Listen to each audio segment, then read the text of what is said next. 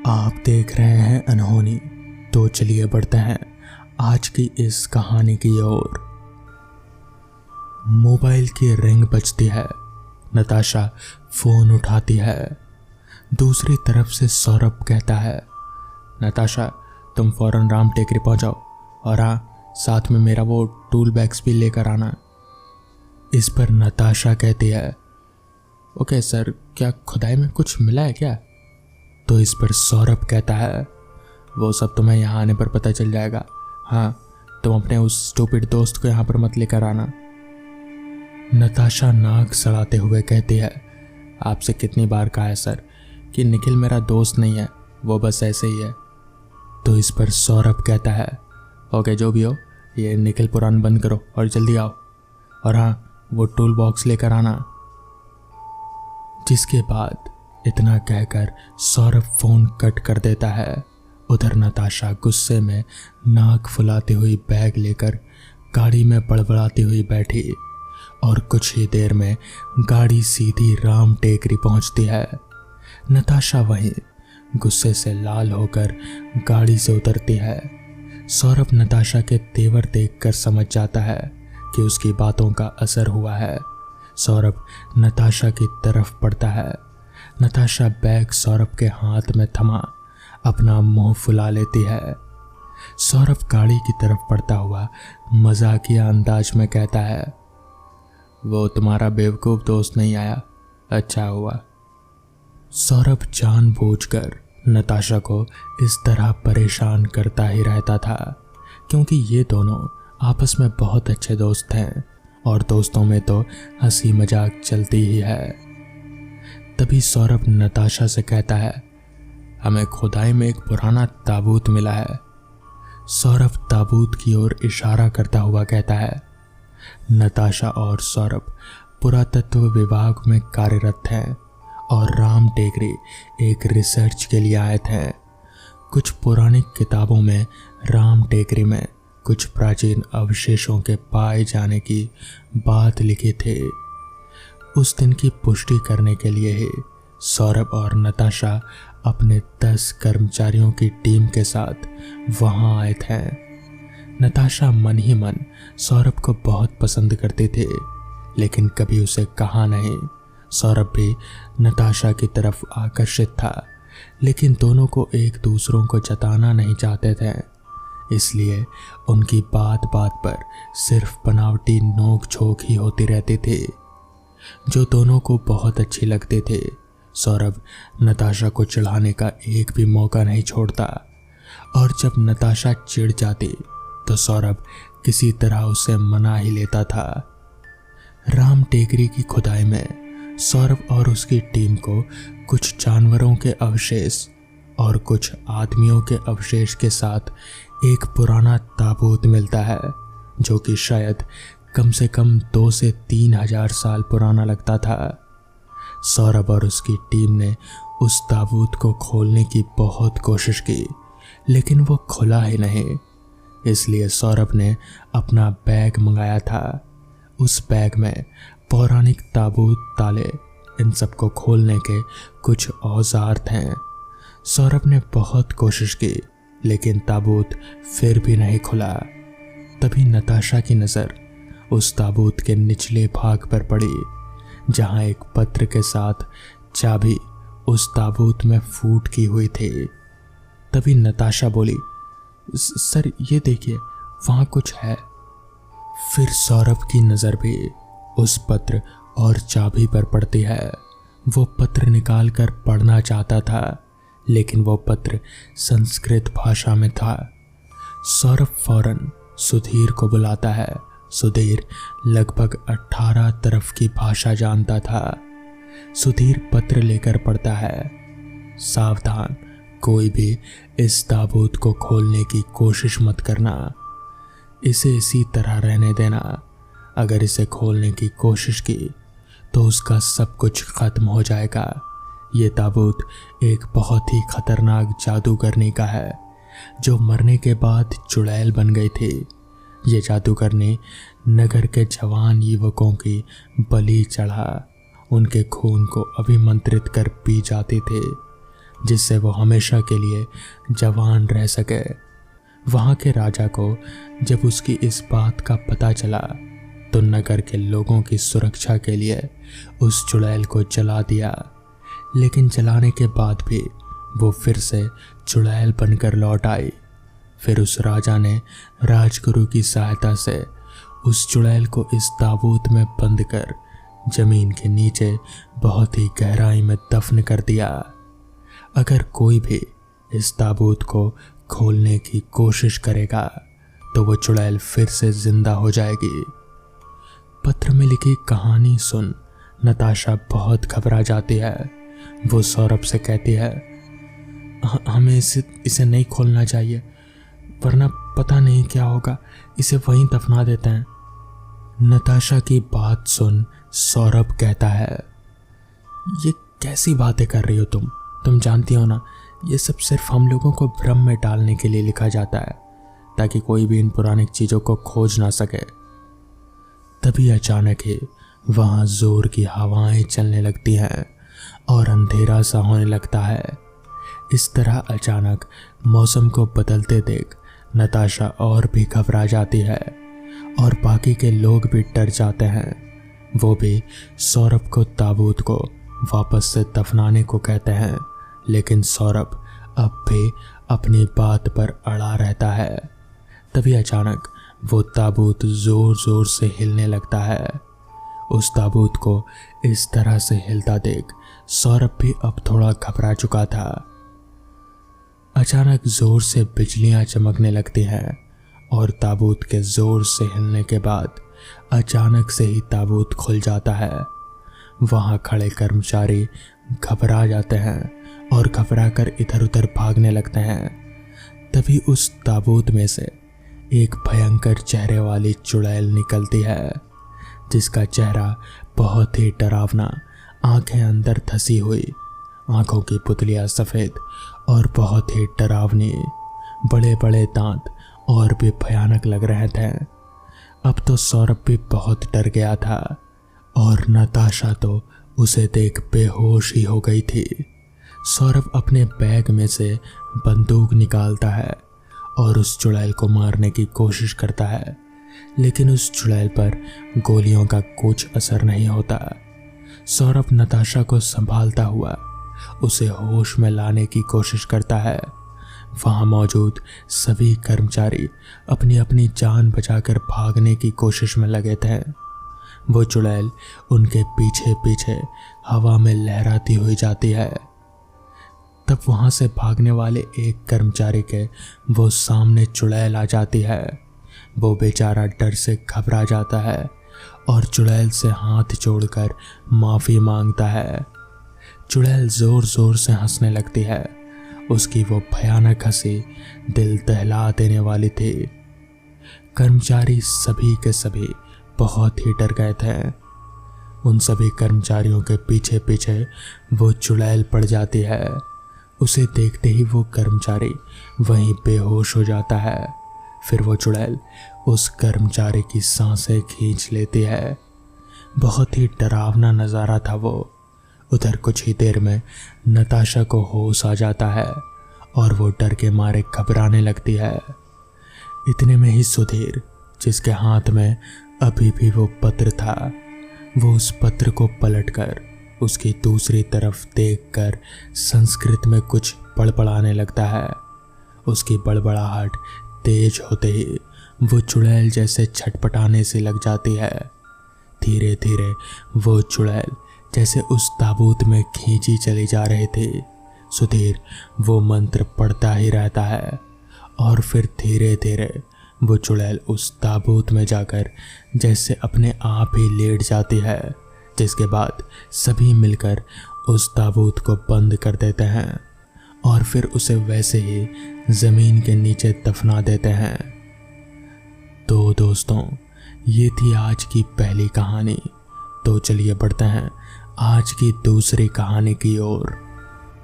कब्रिस्तान नाम ही लोगों को डराने के लिए काफ़ी होता है, और अगर किसी आदमी से रात में कब्रिस्तान में जाने को बोल दिया जाए तो वो व्यक्ति अपनी प्रतिष्ठा बचाने से ज़्यादा जान बचाने की सोचेगा। अजीबगंज गांव में एक काफी बड़ा कब्रिस्तान था। दिन में तो ये आम कब्रिस्तान की तरह शांत रहता था, पर रात होते ही कई तरह के संगीत और फिर चीख पुकार से गूंज उठता था। गांव वाले भी शाम होते ही अपने घरों में कैद हो जाते थे। अगर कोई व्यक्ति किसी काम से रात के समय कब्रिस्तान के पास से गुजरता तो फिर किसी को दिखता नहीं था, पर कई रातों तक लोगों को उसकी चीख जरूर सुनाई देती थी। गांव के लोग ये नहीं चाहते थे कि बाहर के लोगों को इसका पता चले और गांव में बाहरी आदमी आए, पर ये बातें ज्यादा दिनों तक किसी से छुपी नहीं रहती। राघव के कानों में जब ये बात पहुंची तो उसने इसके पीछे की सच्चाई जानने की ठानी। राघव एक न्यूज़ रिपोर्टर था जिसे रहस्यमय जगहों पर जाकर उसके पीछे की सच्चाई लोगों तक पहुंचाने का शौक था। राघव ने सारी बातें अपने दोस्त फरहान को बताई। फरहान एक यूट्यूब ब्लॉगर था जिसे रहस्यमय जगहों पर जाकर वीडियो बनाना अच्छा लगता था। राघव की बात सुनकर फरहान राघव के साथ अजीबगंज जाने का तय कर लिया। राघव ने सुना था कि सारी घटनाएं रात में होती हैं, तो उसने फरहान से कहा कि हमें ऐसे समय पर निकलें कि जब तक हम अजीबगंज पहुंचे तब तक रात हो जाए। नियत समय पर राघव अपने कैमरामैन और फरहान के साथ अपनी कार से अजीबगंज चल दिया। करीब 3 घंटे के सफर के बाद तीनों अजीबगंज पहुंचे। जब इन्होंने गांव की हालत देखी तो चौंक गए, क्योंकि पूरा गांव वीरान था और सड़क पर सिर्फ कुत्ते ही दिख रहे थे। फरहान ने एक घर का दरवाज़ा खटखटाया तो अंदर से किसी ने डरी आवाज में फरहान से कहा, तुम लोग चले जाओ, नहीं तो सब मरोगे। काफी समझाने के बाद भी उसने दरवाज़ा नहीं खोला। थक हार कर तीनों आगे बढ़ ही थे कि पैरों से अपंग एक आदमी आता दिखा। राघव ने तीनों का परिचय दिया और कब्रिस्तान में जाने के लिए मदद मांगी। पहले तो अपंग आदमी ने मना किया, पर जब फरहान ने उसे 500 के नोट दिखाए तो वो मान गया। उस अपंग आदमी ने कहा कि जो भी घटना होती है वो रात 12 बजे के बाद होती है, और अगर कोई भूत प्रेत नहीं बल्कि जन्नत की हूरें आती है। लोगों में डर फैला हुआ है इसलिए, नहीं तो आपने कभी ऐसी खूबसूरत औरतें नहीं देखी होंगी। सबने तय किया कि रात के 12 बजे का इंतजार करते हैं। वो अपंग आदमी तीनों को कब्रिस्तान के पास एक जगह पर ले गया और कहा कि हम लोग यहीं इंतजार करेंगे। रात 12:05 हो रहे थे। राघव और फरहान हल्की नींद में थे कि तभी संगीत की आवाज सुनाई देनी शुरू हो गई। सबने जब कब्रिस्तान की ओर देखा तो कब्रिस्तान रोशनी से नहाया हुआ था। चारों कब्रों की ओर बढ़ने लगे। राघव और फरहान के तो होश भी नहीं रहा अपना कैमरा ऑन करने का, और सभी कब्रिस्तान में घुस गए। कब्रिस्तान की सजावट और संगीत देखकर सभी मंत्रमुग्ध थे। वहां घूम रही औरतों को देखकर ऐसा लग रहा था जैसे सीधे जन्नत से उतर कर आई हों। चारों कब्रिस्तान के काफी अंदर जा चुके थे। रात के 1 बज चुके थे। चारों दुनिया से बेखबर बस सजावटों और औरतों को देखे जा रहे थे।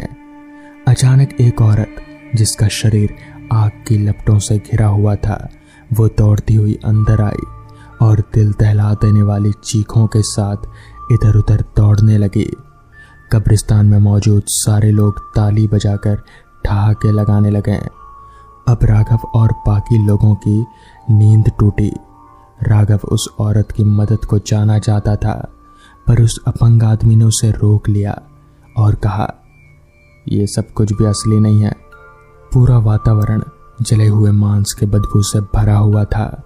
राघव और फरहान अपंग आदमी को झूठ बोलकर यहाँ लाने के लिए उसे कुछ बोलते हैं। उससे पहले ही वो जली हुई औरत नीचे गिर गई। फिर वो खड़ी होकर बाकी लोगों के साथ हंसने लगी। उस औरत के जले हुए मांस जगह जगह से सड़कर लटक रहे थे। कैमरामैन तो ये दृश्य देखकर ही वहीं पर बेहोश हो गया। शायद कैमरामैन को बहुत ही झटका लगा था। फरहान बेहोश होते होते बचा। राघव ने फरहान को संभाला और जब चारों ओर देखा तो उसके होश उड़ गए। कब्रिस्तान अब रोशनी के बदले काली अंधेरी रात से घिर चुका था। सड़क पर कुत्ते बड़े जोर जोर से रो रहे थे, मानो राघव, फरहान और बाकी लोगों की आने वाली मौत का मातम मना रहे हों। अचानक कब्रों से भयानक आवाजें आनी शुरू हो गईं। तभी राघव के पीछे से आवाज आई। राघव ने मोबाइल के टॉर्च की लाइट में पीछे मुड़कर देखा तो उसकी चीख निकल गई। कैमरामैन को दो भयानक जीव चीड़ फाड़ कर खा रहे थे और अपनी लाल आंखों से राघव और फरहान को घूरे जा रहे थे। तीनों कब्रिस्तान से बाहर भागने लगे। तभी राघव को लगा जैसे वो अपंग इंसान गायब हो गया।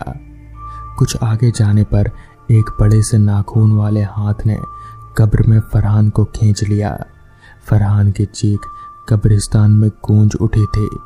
भागते भागते राघव किसी से टकराया और जमीन पर गिर पड़ा।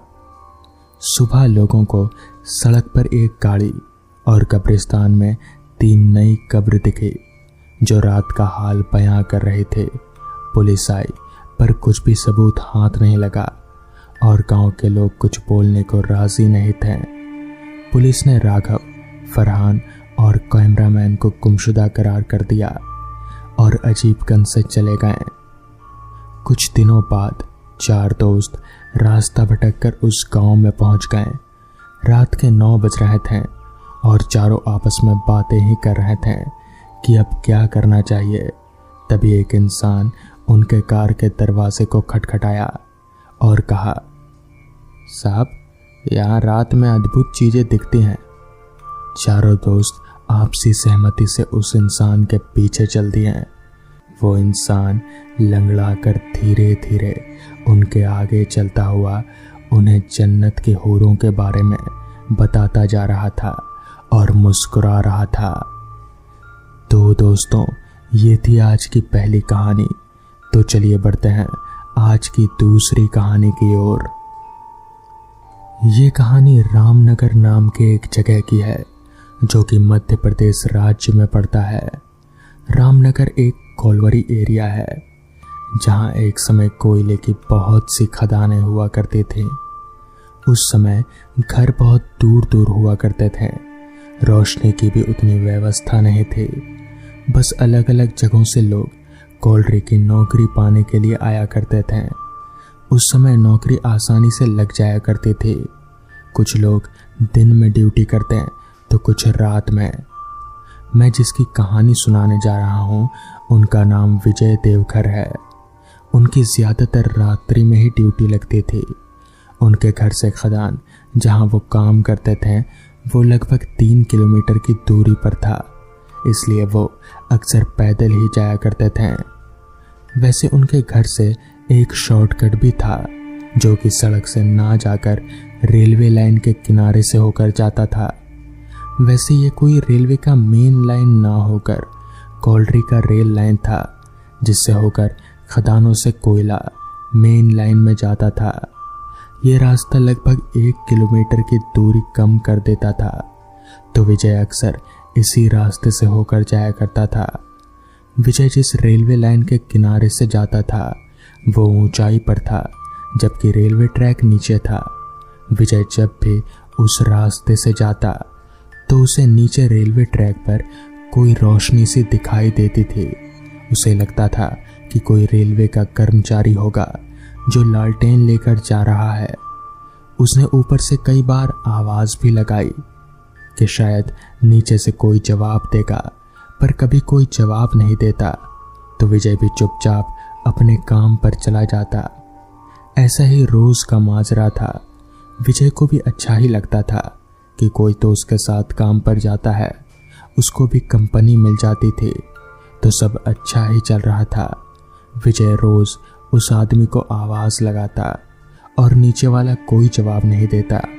विजय भी सोचता कि ये रेलवे वाला कितना घमंडी है, कभी जवाब ही नहीं देता। फिर सोचता कि हो सकता है कि उस तक आवाज ही नहीं पहुंचती हो। ऐसे ही करके दिन बीत रहे थे।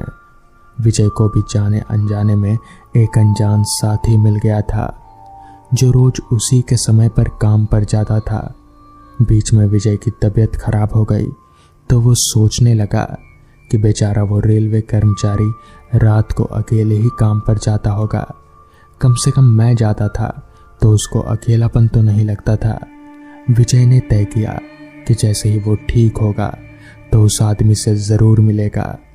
जब एक ही रास्ते से होकर काम पर जाना है तो क्यों ना साथ ही जाया जाए। वैसे भी वो रास्ता एकदम सुनसान रहता है, ऊपर से घुप अंधेरा।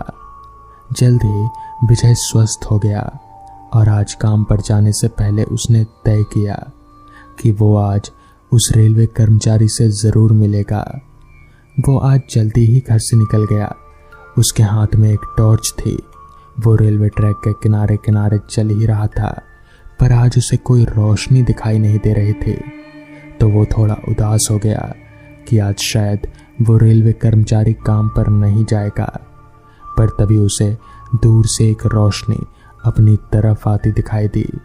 उसने मन में सोचा, ये रेलवे कर्मचारी काम से लौट रहा है, शायद उसकी मॉर्निंग शिफ्ट रही होगी। जो भी हो, आज तो उससे मिलकर ही रहूंगा। विजय धीरे धीरे किसी तरह नीचे रेलवे ट्रैक पर उतर आया। वो रोशनी उसी की तरफ आगे बढ़ी चली जा रही थी, पर रोशनी के चमक के कारण कोई नजर नहीं आ रहा था। धीरे धीरे वो रोशनी विजय की तरफ बढ़ी आ रही थी। विजय भी उसके पास आने का इंतजार कर रहा था। वो रोशनी विजय से लगभग 100 मीटर की दूरी पर ही होगी। तो विजय ने अपने टॉर्च का मुंह उसकी ओर कर दिया। सामने जो नजारा था शायद वो हार्ट अटैक के लिए काफी था। एक प्रेत जिसका सिर नहीं था और उसके सीने पर 2 लाइटें जल रही थी। वो अपने दोनों हाथों को एक बार फैला रहा था, फिर बंद कर रहा था। अगर कोई उसकी पकड़ में आ गया तो पता नहीं क्या हश्र होने वाला था। जो भी हो, अब वो प्रेत अब विजय से काफी करीब आ चुका था और विजय अपनी जगह पर जड़ हो चुका था। उसे अपनी मौत साफ नजर आ रही थी, पर पता नहीं अचानक उसके अंदर कहां से इतनी ताकत आ गई। वो फुर्ती से वापस ऊपर चढ़ गया और वो प्रेत उसके नीचे से अपने हाथों को फैलाता हुआ आगे बढ़ गया। अब विजय को समझ आ गया कि लोग बताते हैं जिन लोगों की मौत रेलगाड़ी से कटकर हो जाती है वो प्रेत बनकर रेलवे ट्रैक पर भटकते रहते हैं। जो भी हो, विजय ने आज मौत को बिल्कुल सामने से देख लिया था। तो दोस्तों, ये थी आज की कहानियाँ। अगर आपको ये कहानियाँ पसंद आई हो तो वीडियो को लाइक और चैनल को सब्सक्राइब करना ना भूलें। तो मैं आपका दोस्त आर्यन जल्द ही मिलूंगा आपसे ऐसी ही नई कहानियों के साथ।